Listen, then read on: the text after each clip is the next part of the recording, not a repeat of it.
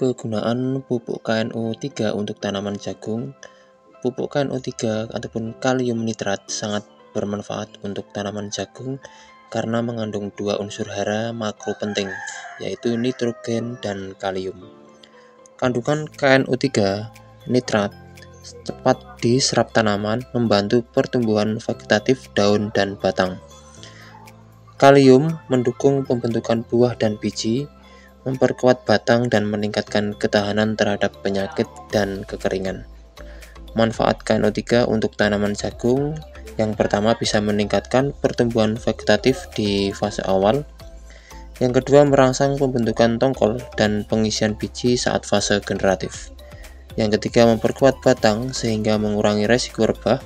Yang keempat, bisa meningkatkan hasil dan kualitas biji jagung. Cara aplikasi KNO3 ke tanaman jagung: yang pertama ada dosis. Dosis umum yang digunakan sekitar 5-10 kg per hektar tergantung kondisi tanah dan fase pertumbuhannya. Yang kedua, waktu aplikasi: awal pertumbuhan ataupun fase vegetatif umur 15-20 hari setelah tanam untuk mendorong pertumbuhan daun jagung dan batang. Yang kedua, bisa menjelang di fase generatif, yaitu usia sekitar 40-50 hari setelah tanam. Itu bisa membantu pembentukan tongkol dan pengisian biji jagung. Jadi fungsi dan kegunaan dari pupuk KNO3 ini bisa diaplikasikan ke tanaman jagung mulai fase vegetatif sampai fase generatif di usia 15 hari sampai 20 hari setelah tanam, sampai 40 dan 50 hari setelah tanam.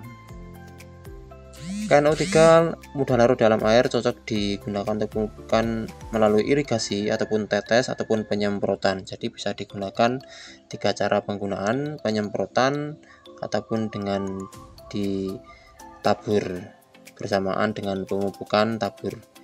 Bisa juga dikombinasikan dengan pupuk lain seperti urea ya sobat petani, ataupun NPK sesuai kebutuhan unsur hara lainnya. Jadi kegunaan dari KNO3 ini sangat penting sekali untuk tanaman jagung. Cara penggunaannya: disemprotkan bisa, ditabur bersamaan dengan pupuk urea dan penska juga bisa. Untuk tahapan pemupukan jagung dalam 1 hektar lahan: pemupukan dasar umur 0-7 hari setelah tanam ya, dilakukan saat tanam atau 3-7 hari setelah tanam. Urea 100 kg, TSP ataupun SP36, fosfor 100-150 kg, KCl ataupun kalium ya 50-75 kg. Tujuan: merangsang pertumbuhan awal akar dan daun. Yang kedua, pemupukan susulan umur 15-20 hari setelah tanam, mulai fase vegetatif aktif ya. Urea 150-200 kg, KNO 5-7 kg, opsional, bantu penyerapan nitrogen dan kalium lebih cepat. Cara aplikasi: ditugal ataupun dikocor, didekatkan akar langsung menyentuh batang jagung. Yang ketiga, pemupukan susulan usia 35-40 hari setelah tanam, menjelang pembentukan tongkol. Urea 100 kg, KCl 50-75 kg, KNO 37-10 kg. Utama di fase ini untuk pengisian tongkol saja. Tujuan: mendukung pembentukan dan pengisian biji jagung. Yang keempat, pemupukan daun umur 40-50 hari setelah tanam. KNO3 larutkan ke air 5-10 gram per liter, disemprotkan ke daun. Tujuan: mempercepat pengisian tongkol terutama di tanah kurang subur atau saat cuaca kurang mendukung. Jadi sangat penting sekali, jangan diaplikasikan KNO di tanah yang terlalu basah ataupun saat hujan. Kombinasikan dengan pupuk organik untuk memperbaiki struktur tanah, monitor warna daun jagung kekuningan, kurang nitrogen, daun tua mengering dari tepi, kurang kalium.